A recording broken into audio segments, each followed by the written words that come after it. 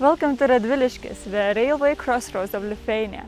You will find Radviliškis district in the north of the country, in between the cities Šiauliai and Panevėžys, both of which are easily reached with a half-an-hour drive from Radviliškis. However, it is 2 hours away from the capital Vilnius. The population of Radviliškis district reaches around 34,500. Radviliškis is probably not the first thing to come to mind to those who travel in Lithuania. But one thing that comes to every Lithuanian's mind when you mention Radviliškis is railway. Radviliškis is one of the oldest railway hubs in the country, active since 1870 and still very important today. Daily trains connect the biggest cities in Lithuania through Radviliškis. Near the station stands the town's symbol, a locomotive from 1944. There also are a few places that are good to stop for a break during the travels, as a highway between Šiauliai and Panevėžys runs through the city. There is a lovely park in the city center with plenty of interesting sculptures. There also is another park next to the regional road in a more natural setting with lakes and a small observational tower to have a look of Radviliškis. Although unfortunately I had a view of a very rainy park that day. There is much more to see outside of town.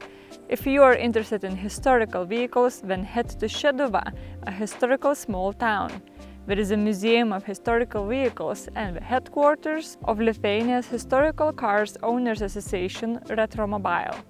The museum has an expansive collection of cars, trucks, buses, motorcycles and other various vehicles from the oldest times.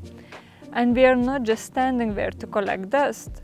Most of them are working vehicles and many are even available for rent. Some of them were used for filming too, for example in the famous HBO's Chernobyl series.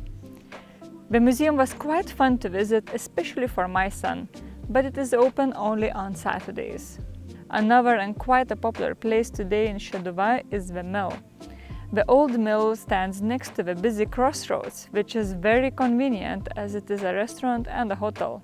It's a good place for some traditional Lithuanian food with interesting interiors of the mill. There also is a small but beautiful park around the mill with funny sculptures and a playground. It's a nice place to stop for some rest when passing by. Now let's go to probably the most famous tourist site in the Radviliškis district, Burbiškis Manor. It was built in early 19th century in an unusual for Lithuania neo-Gothic style. The distinct style and stone walls make the manor very different from the most in the country, and especially from another manor with the same name in Anykščiai district. Unlike Burbiškis Manor in Anykščiai, which is a hotel, Burbiškis Manor in Radviliškis is a museum. The manor was built by Bažinski family, who owned it from the 19th century until the Second World War.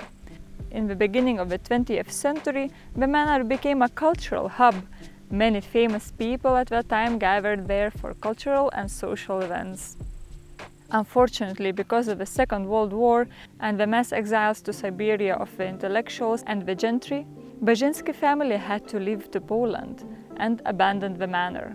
But after Lithuanian independence, local initiative found the Bažinski descendant in Poland, who gifted the manor to Radviliškis municipality, with a condition that it will be used for cultural needs. And so the museum does today. Burbiškis Manor continues its tradition of being the cultural hub, and it holds many concerts, theater performances and other public cultural events all year round. But Burbiškis is most famous for its tulip festival in spring. There are around 400 types of tulips growing there, and the festival attracts crowds of visitors every spring. However, I visited Burbiškis in the middle of the summer, so there are no signs of them these days. There are other flowers instead. And the park around the manor is still great, with pretty ponds, islands and alleyways. The park is decorated with sculptures created by Kazimieras Ulianskas in the beginning of the 20th century. The sculpture of the Grand Duke Vytautas was the first one built for him in the country. And the Lion Bridge looks great. The museum inside the manor displays the history of the manor and the cultural scene at the beginning of the 20th century, as well as a large collection of historical clothing from the 19th century to mid-20th century. There is another museum situated nearby. It is Kleboniški Rural Household Museum. Here you can see authentic Lithuanian houses of the 19th-20th century and all what goes with them. It's a small village and museum at the same time, which can transport you to the life of a 19th century Lithuanian villager. The museum looks a bit like mini, more walkable version of Rumšiškės near Kaunas. It also hosts many cultural events, including the traditional Užgavėnės festival every February. Not far from Kleboniški, there is a nice hill fort as well.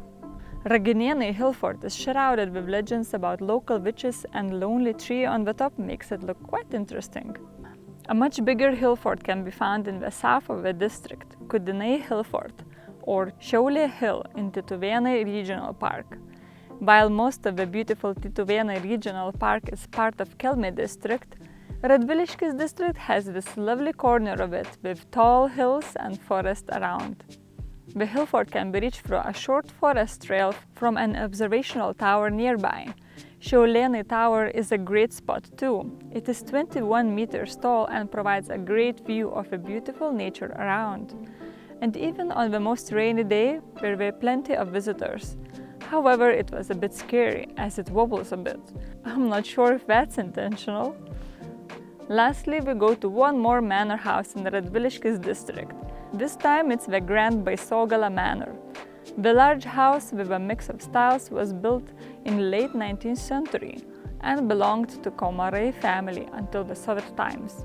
Since then until today, the manor is used as Animal Science Institute. Therefore, we are not going to see the indoors, but the house looks pretty from outside and there are other buildings around, including a windmill even older than the house, built in 1850. The manor's park is open for visitors, and overall it seems like a lovely place to stop by for a walk on a good day, as Baisogala is next to a major regional road.